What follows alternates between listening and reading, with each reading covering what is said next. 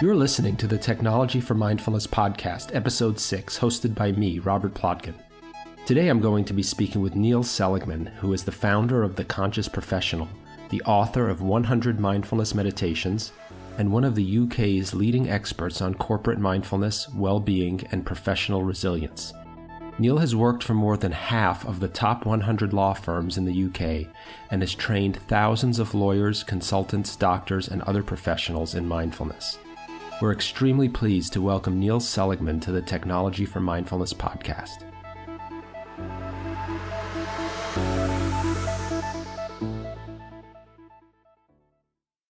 Hi, Neil, and welcome to the Technology for Mindfulness podcast. Hi there. Thanks very much for having me. Oh, you're welcome. And to get started, since the name of your organization is The Conscious Professional, I'd like to start by talking to you about the particular problems and challenges that professionals face in connection with their use of technology. And you know that both of us are lawyers, interestingly enough, so we're both very familiar personally with the kinds of stresses and anxieties faced by people in the legal profession, but I'm sure that what you have to say and the work that you do is relevant to all professionals. Maybe you could get started by telling me what motivated you to start The Conscious Professional and also what your mission and goals are. Yeah, so The Conscious Professional really came out of my mindfulness practice in that I felt that it was time that I started to teach mindfulness. And because the fact I'd come out of a 8-year legal career as a barrister, it felt important to bring the skills of mindfulness to professionals. And so that's where I started. And the aim really is, in terms of vision, it's kind of looking towards enlightened executives in conscious businesses. And our mission is kind of to step towards that kind of conscious future one step at a time. Great. I want to pick up on that. I wonder if we can step back for a second. I'm curious about what brought you to mindfulness, whether this was something you were practicing before your legal profession started, maybe whether you picked it up as a result of issues you were facing as a lawyer. Or could you speak a little bit to your personal experience in that way? Absolutely. The reason I got into mindfulness really, I think we have to remember as well that back then, and this is about 20, maybe more than 20 years ago, we weren't really talking about meditation and meditative practices as mindfulness. So my first introduction with, I suppose, anything looking towards the interiority of a human being actually came through healing. And as a teenager, so back in, this is probably 98, I was introduced to Reiki, which is a form of energy healing.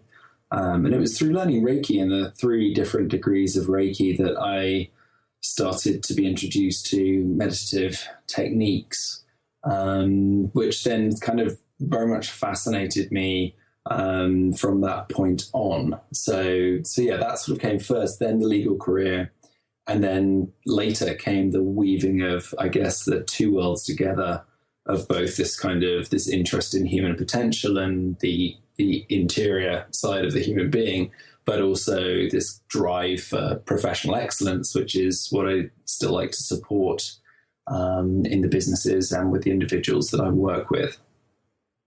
Can you talk a little bit about that? How is it that you link mindfulness to professional excellence and perhaps achievement or effectiveness in the professional world? What's the relationship and how do you bring those two together in the work that you do? Sure. I talk about mindfulness as a way of developing a craft of consciousness, which means being able to inhabit the inner world of thought, emotion, mindset, values, attention, intention, focus, concentration, awareness. as being a little bit of a missing link with many professionals, in that we get so much support for expressing ourselves in the exterior reality of our world, whether it's getting great at putting forward oral legal arguments, or writing the most fantastic letter or contract or email, or putting together whatever it is that we're working on. There's a lot of support for that stuff. But the kind of internal environment which we all carry around with us from meeting to meeting, that piece is, I think, overlooked. And I think, therefore, if we could bring the same level of excellence to navigating that as we do to navigating our external world and in our professional life, then both should be increased in terms of capacity, our ability to do it with excellence. So we should express greater excellence externally when we have learned to grow the capacity for inner awareness and developing that craft of consciousness. Let me play devil's advocate for a minute, because I can hear the voices of many lawyers I know saying, what do I need the inner awareness for? Why shouldn't I just be focused on what you call the external? Focus on skills at writing better briefs or doing the work I need to do for clients more effectively. I should just focus on that. Why focus on the inner in terms of trying to achieve professional excellence? Yeah. I do get that. The reason I would say is the internal world and navigating it with greater competence is the key to emotional intelligence. Now, when you're in a cohort of people who are already very intelligent at the level of IQ, because in a lot of professions like law, there's a boundary which you have to leap over with your scores. With the universities you went to, all of that, you have to prove yourself at a very high level of IQ to even gain entry. But once you've gained entry into the profession, if we're looking at who progresses, who turns into leadership, the managers, the visionaries that move forward, it's really the emotional intelligence competencies that really are the differentiators. And so if you're only paying attention to your kind of external capacity for expressing excellence, then maybe you will be a fantastic technician at the law or whatever it is that you're going to do. But it's unlikely, unless, you might be just naturally brilliant on the emotional intelligence spectrum as well. But most people have to develop that aspect through certain elements of practice or work, whatever. It's, well, what are you looking for in your career? And if it is just technical excellence, then that's perfect and fine. But if you're looking for advancement in kind of different ways through the leadership and so on, then I would say that the kind of inner world is really important, not to mention for yourself, to gain these capacities to sit more peacefully with your thinking, to be able to turn off when you would like to manage your emotions well. All of these things, in my view, have an impact on your general well-being. And if we extrapolate that out, I think on your kind of physical health as well as your mental health, it's all kind of holistically linked in, I would say. So yes, it sort of depends on, well, what's your focus? And obviously, it's not like I'm prescribing mindfulness for everyone. I like to explain to people what it is, what it's not, what it might be able to do for people. And if they feel curious, then that should lead them on. It's kind of that aspect. I'm very curious about the two sides you mentioned. The first was that emotional intelligence and developing it can help people become more successful as a professional. And the other side being that just internally for the person, it's beneficial. I wonder if you could speak to the first. I don't know if there's any examples you could give of how emotional intelligence actually helps people perhaps move into leadership positions or excel in other ways beyond what you just called being an excellent technician. Yeah, I got quite a lot of data and statistics and things on this, but not to my fingertips. It's part of a course that I sometimes teach, which is a mindful guide to emotional intelligence. I'll maybe get some of these statistics wrong, but there's loads of examples in the literature about how emotional intelligence competencies, when they're focused on, that they translate into, if you do it with salespeople, into higher sales. If you do it with a certain cohort, they're much more likely to move into leadership roles. There's an element around, there was a big study, I think it was done by IBM, into the sort of C-suite leaders, and it was found that the EQ competencies were far more important than the IQ competencies in terms of who was successful. So who was able to influence, to inspire, to motivate, to relate, to manage, to, all of that kind of visionary stuff, which is so important in a leadership role. So there's definitely a lot of data behind it. I'm afraid I haven't got all of that in front of me right now. That's fine. We can certainly point people to any other research that you have in the notes outside of the podcast. Internally, I think everyone in the legal profession and other professions is aware of the stress that we feel, resultant anxiety.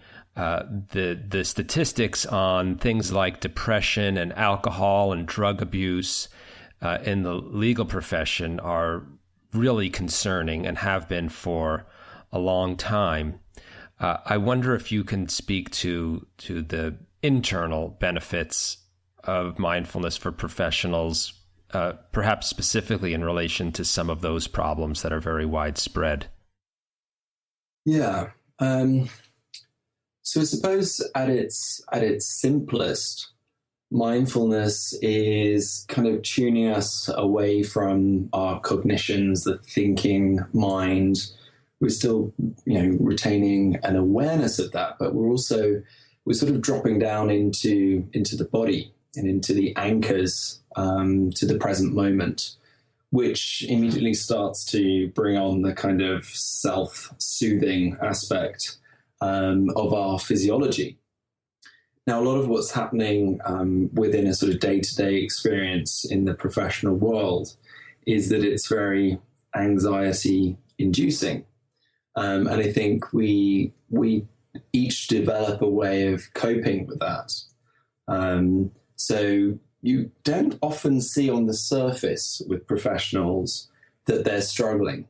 The story I hear much more frequently is that it looks like everything's okay, but at a certain point, people suddenly go off and they're off out for stress, or they've taken a sabbatical that wasn't planned, or something has happened. And it turns out that it was related to something to do with stress or anxiety or depression or burnout, or one of these things that we hear a lot about.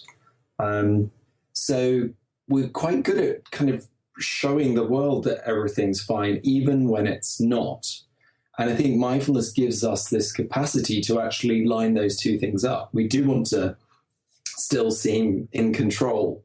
We want to seem like we are responding, not reacting. We want to be able to be the trusted advisor for our clients. But we also want our internal experience of expressing those things externally. We want our internal experience to feel peaceful and tranquil. It doesn't have to feel internally frenetic and anxious, even when there's a lot of responsibility or a lot riding on what we're doing. And it's really sort of joining those two things up. And that's what I'm talking about when I'm saying, let's bring excellence to this internal world and see what the outcomes of that are. I'm saying, let's actually navigate what we find within with the aim of being able to self-regulate more efficiently. And not live and act from a kind of frenzy or anxious state. And that's a big piece for me. Certainly when I was I was only practicing for 8 years, but I didn't even realize how stressed I had become in that 8 years. When I stopped practicing, it was only then that I realized that I had these kind of hangovers of adrenalized reactions to even mundane tasks, where I just got into the habit of kind of living in this kind of anxiety mode and bringing it into lots of different areas of my life. My partner at the time used to call it my manic list energy. I finished working. I was, working on other things, but I wasn't practicing anymore. But I would be expressing this manic list energy and doing the laundry and things like that. So it really kind of, that started to wake me up to, okay, well, what's happening here? And is this actually the most effective state that I could be in for this task? Yeah, that's great. It makes a lot of sense to me. And I think I'm thinking of, as I said before, lawyers who I know who might be somewhat skeptical of this because of the fact that the external demands on them are significant and to a large extent outside of their control. And I could see people saying, I can't change those external factors, what the client needs, what my firm or company demands of me. I need to be responsible. I need to act effectively and professionally. And it sounds like you're saying that is all true, but that there is something you can do internally about how you respond to this. I can imagine it being appealing to people who might be skeptical of an approach which denies the external reality or tries to ask people to change that when it might be difficult or impossible to change the external part while they're in it. Yeah, I think the reason why we find this difficult to even imagine as a sort of plausible possibility is that we don't have very many role models of people who are operating at the highest levels of function, but also the highest levels of peacefulness. So we often think of the people, our peers and other professionals, that when they're working at their peak, often the energy that surrounds that is quite tight. It's quite stressed, and it's sort of wound up. Now, if you were to look at it from a martial arts point of view, if you think about the most amazing martial artists that you can imagine, they don't look stressed operating at that level. In fact, they need to be more centered, more grounded, more peaceful. That's where that sort of whole idea of sort of all-seeing, all-knowing, where you can almost feel the attack coming before it's even been in the mind of your attacker. It's that kind of idea. Yes. That comes from a deeply, deeply practiced peacefulness. And so I think there's this whole sort of structure above where we've placed our kind of peak of high performance, where actually if we move into high levels of peacefulness, then the level of excellence that we're able to express will be increased. Stands to reason. I think there's this fear that, oh no, if we sort of get in touch with this internal world, then we'll all just turn to blubber and we won't care and be sort of soft and whooshy and all the rest of it. And I don't think that's where we're going, but I appreciate that it's sometimes difficult to see what that might look like and why we might want to go there. Yeah, I mean, you're talking about cultural values that people have adopted or beliefs about things like softness. Softness means weak or softness means ineffective. Yeah. That's a belief, not necessarily a fact, and it's not shared in all cultures. I wonder if you can talk a little bit about the role of the work you do with individuals versus organizations, and what is the role to be played by helping individuals improve themselves and working with organizations on perhaps changing their culture or practices. How does that play out in the work that you do? So I suppose, I enjoy both aspects of the work that I do. So there's the group work and then the individual work. And often with the group work, it's an interaction which lasts maybe an hour or 3 hours or occasionally a whole day, where you're going in to train in skills and we're kind of learning together. So it's kind of experiential workshopping, teaching people, whether it's skills around resilience or mindfulness itself, things like digital well-being, emotional intelligence we touched on as well.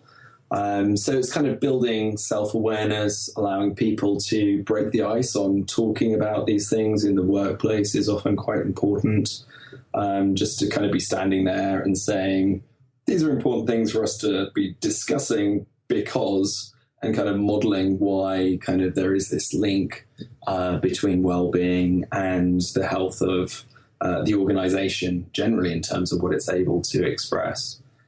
And then the work that I do one-to-one with people is more of a coaching interaction. I do sometimes do kind of private mindfulness tuition, but often the work that I'm doing, I call it breakthrough coaching. So it's often someone who is at a crossroads or is looking to step up in some way and needs some support or clarity in kind of gaining confidence in what's next. And so, it's kind of a coaching relationship where that unfolds. I also bring, because of my history as a healer, that sometimes comes in as well in terms of kind of an intuitive interaction, either with their physicality generally or just kind of intuitive coaching, depending on what they're going through. And by that, do you mean giving them ways to help do self-healing? So, I mean, as a Reiki master, I sometimes will do energy work with a client. So that's kind of hands-on or hands-off, working with the energy body. So talk therapy works predominantly on the level of our minds. But sometimes, as my past has sort of brought me through this healing modality, sometimes there's kind of balancing that can be done of the physical body as well. Mm-hmm, mm-hmm. I wonder if we can now shift a little bit and talk specifically about the topic of the Technology for Mindfulness podcast, which is the role of technology in all of this as perhaps a contributing factor. In one of your talks, you mentioned some statistics that were really shocking. Let me just mention a few of them. I know you have many more. That 81% of office workers stop breathing when they check their email. Professionals might use their smartphone in one way or another 15 to 17 hours a day, which I found shocking, and that we should really only be awake for about 16 hours a day. That one's screens, so it's not just the phone. Screens, I see, all screens. Yeah, one of the things that I do in a session on digital well-being is to ask people how many hours per day on average they spend looking at a screen. Particularly in the youngest cohorts that I teach, so often they're trainee level, it's kind of 15 to 17 are the numbers that they come up with. That's not a scientific piece of research. That's just anecdotal. But still shocking nonetheless. Yeah. This may have been a statistic that you found, that the average smartphone user checks their phone, turns to it about 220 times a day. Yeah, I actually came across that a couple of years ago, so I wouldn't be surprised if it was increased by now. I haven't seen more recent research on that, but there probably is some somewhere. That was a few years ago. They did some research that showed 221 times a day was the average smartphone user checking it. Yeah, I mean, I've been practicing law for about 20 years. So interestingly, when I started, certainly the internet and the web were around, and so was email, but no smartphones, and the use of all of this was much lighter. And I remember certainly the expectation from the client wasn't there like there is now for instant responses to everything. Clients didn't expect you to necessarily be available 24 hours a day to respond to emails, phone, or texts 24 hours a day, 7 days a week. And that's certainly all changed. And I remember a more senior attorney telling me about an attorney he knew in the 50s who still at that point did not have a telephone at his desk, would only meet with clients in person at scheduled meetings, and would only give advice after the meeting was over in a written letter, usually about a week later, after having given everything due consideration. Just to think how far we've come in about a half a century. That sort of lifestyle sounds kind of nice. It does sound nice. Pretty far away, right? Very far away. I mean, of course, his thinking was this is what was necessary for him to do to give the kind of careful consideration of the client's needs that he needed to do to give effective legal counsel. And as you know now, I mean, a client might text an attorney and expect an immediate response and advice on the spot. Yeah. At any time, any day of the week, any day of the year. So I wonder if you can tell me a little bit about how you address specifically the role that technology plays in the lives of professionals and how people can bring mindfulness to bear on that. Yeah, so the issue is, I suppose, that the technology isn't going away. The capability has exponentially increased our ability to work anywhere, anytime. And that has just sort of crept in as, well, this has been the change that has just kind of come through technology, but I'm not necessarily sure whether anyone actively chose it and said, right, we're shifting to a 24-hour service with a response time of 5 minutes or whatever it is that might be expected. So it's kind of crept up on us, I think, because the technologies are new. So I think it would be silly for us to say that we have mastered these technologies and that we have got to the pinnacle of our interaction with technology. I think we're pretty far away from that, in fact.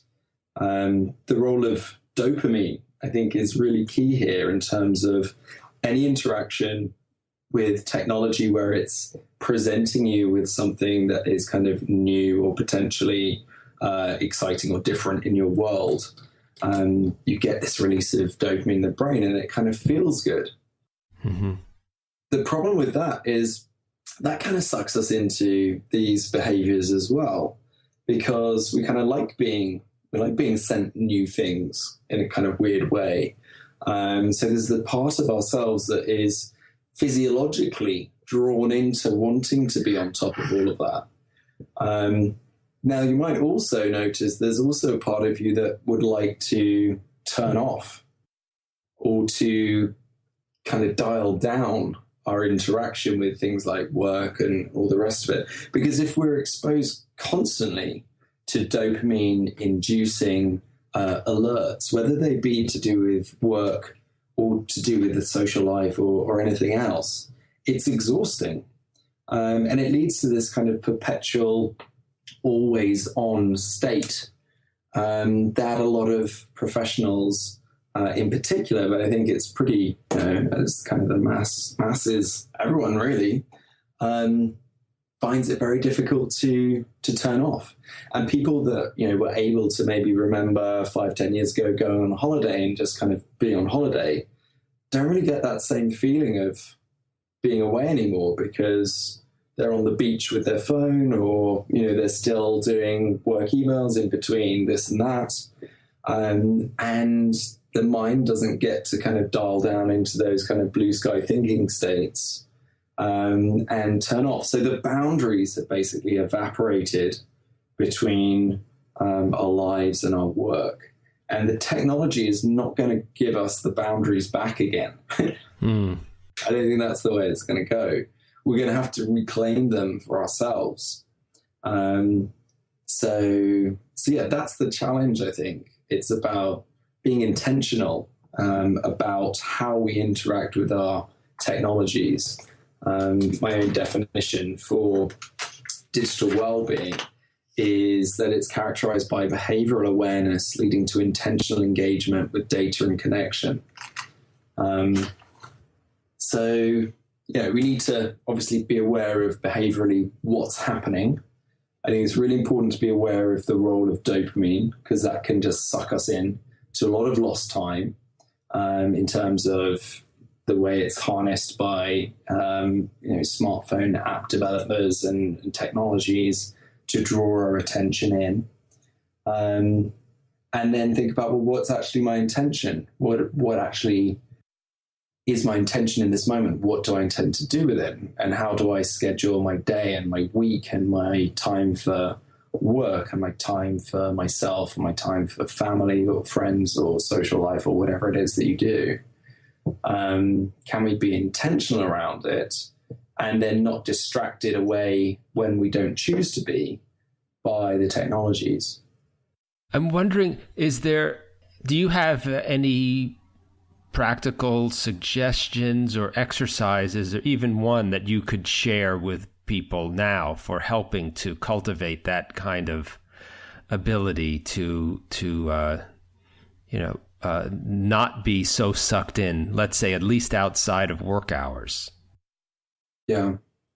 So, I mean, there's a kind of an intention setting exercise where you start choosing your digital boundaries by figuring out things like what time you're going to check your phone first thing in the morning, what time is going to be your last check, trying to give yourself perhaps a screen-free wake up and a screen-free chill down.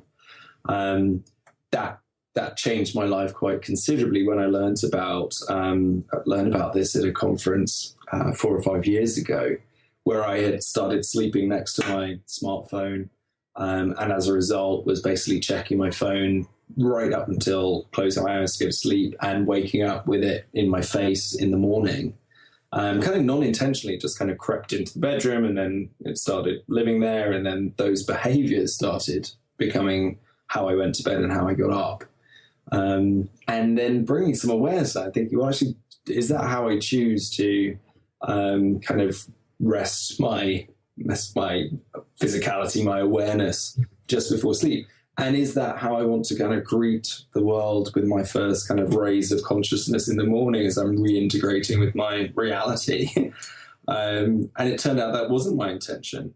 And so I created some space around that, a boundary around that, which physically meant that the phone and anything with a Wi-Fi signal was no longer welcome in my bedroom. So it became a Wi-Fi free zone, or digital free zone, whatever you want to call it. And that was really profound in terms of my quality of sleep increased, the type of presence that I had upon waking, the ability to kind of engage in the day before my consciousness splintered into 20 million different directions. When you check your phone in the morning, it's kind of, you're straight into work, you're straight into your Facebook friends, what are they doing? Instagram, what's happened? The news, it's like, literally your brain is literally splintering, your consciousness just diverting around the known universe. And that's kind of exhausting already, and you've just opened your eyes. So yeah, there's that need for, noticing the behaviors and then thinking to yourself, do I choose this? Is this my intention? And if not, then creating some boundaries around it, even if it's just, I'm going to give myself the first 20 minutes of the day to get up, have a shower, make breakfast, but that just to be me before I look at my phone. And maybe that's long enough for some people, maybe it's not for others, I don't know, but it's kind of that. So it has to be very much led by each person's individual intention, and they have to also want to do that. Like, has to feel like a good idea. Like, this is not something which, I in any sense prescribe people. I try and give them the tools and the knowledge about what's going on and what's happening, and then let them decide and choose, well, what's right for me, what works for my my work requirements and caretaking requirements and anything else that your roles you play. It's great. It's great. And one thing that's interesting to me about that example is it is the no screens in the bedroom example. It's not necessarily a meditation practice per se, and yet it still can be extremely helpful. It's stepping back, as you said, noticing what you want and need and setting an intention and acting on it, which might, in the process of doing that, involve some meditation, but may or may not actually be meditative.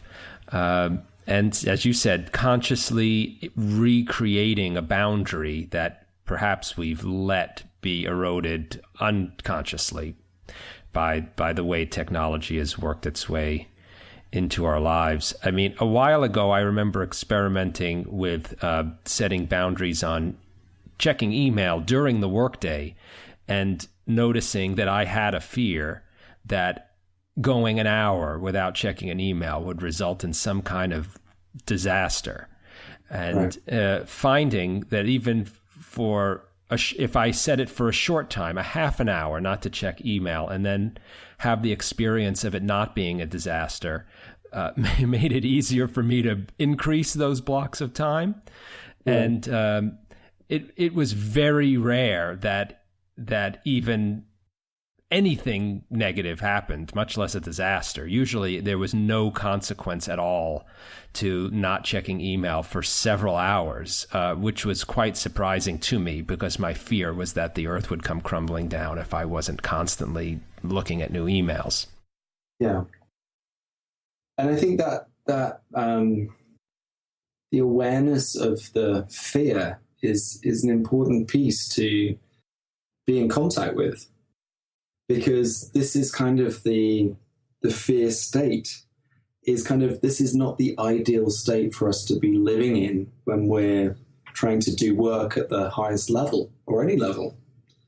And so if we can get in touch with that and then in very small ways, learn safe ways to let go of the fear and find behaviors which are more supportive of a fear-free experience of our internal environment, then this is, to me, that is mindfulness, because it requires some, it sounds very simple, but it requires some quite deep awareness to actually slow down enough to feel those things and to actually be present with, well, actually what's true for me and what serves me in this moment, and is that okay with my other responsibilities and roles and so on.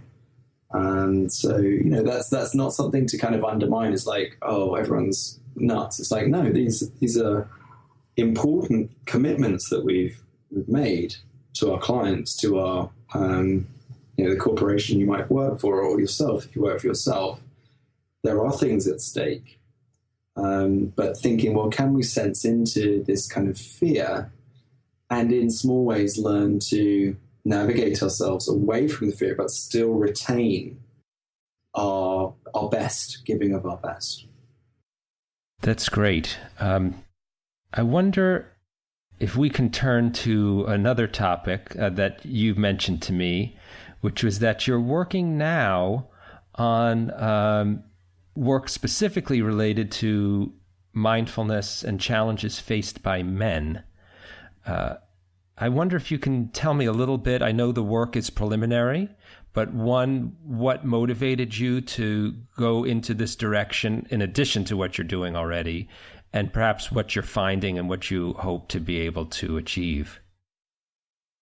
Yeah, I think my motivation is that it seems like a big piece for all individuals. When people come into learning about mindfulness and it really resonates with them, it tends to make a pretty big difference in their lives, like a profound difference, and it starts to impact on lots of different areas. And it also seems to be true that more women find it easier to take that first step into learning about mindfulness or finding out more about it, whereas men find it more difficult.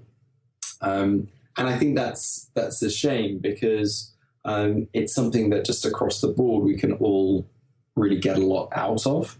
And for a lot of guys that are very much into expressing excellence and strength and presence and powerfulness and all these types of things, mindfulness is a really important foundation for those aspects.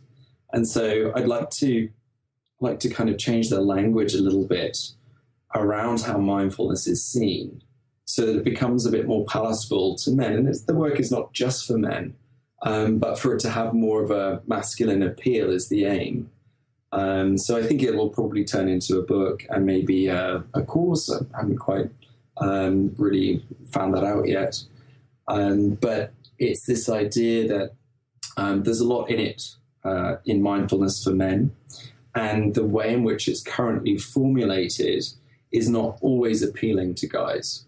And I think it's because part of the way that mindfulness has come through to the kind of modern consciousness and how we look at it is in alliance with things like clinicians and stress and anxiety and mental health issues.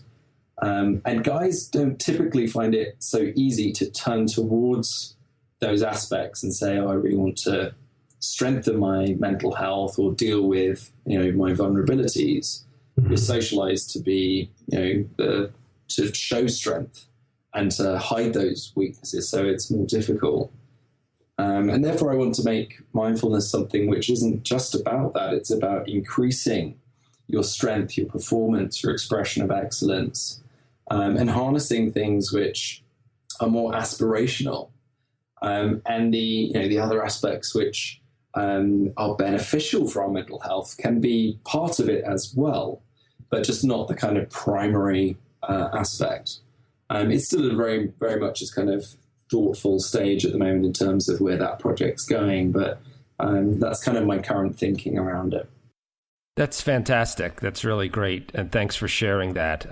My own experience being a man and with men, if I can make a general statement, is to agree with you. Many men don't like to think about aspects of themselves as being weak, or they perhaps are not as open to looking at the internal, even the phrase you used before, like emotional intelligence, is something that many men wouldn't appeal to many men, or they might not think is something they could benefit from or need, or might even have a thought or a fear that if they develop emotional intelligence, it will somehow make them less effective. It will detract from the traits of theirs which have helped them to succeed.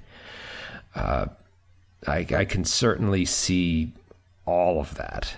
And it sounds to me like you're talking about not really changing mindfulness or what it is, but really, tell me if I'm wrong, conveying it in a way that meets many men perhaps more where they are already and appeals to who they are and how they see themselves in the world. Exactly. I think the way in which we access these modalities is important. And if the modality, which is known to be of benefit across the board, is not reaching a certain part of the population, then it could easily be around how it's being presented and the language around it. So that's what I'm keen to kind of play with and see where that takes me. Fantastic. Well, I'm really curious to stay on top of your work on that, and to, if it does turn into a book or a course, to learn more about that, and we'll let everyone know about it through Technology for Mindfulness. Great. Thank you. You're welcome. So thanks so much, Neil, for being with us today on the Technology for Mindfulness podcast. Absolutely my pleasure.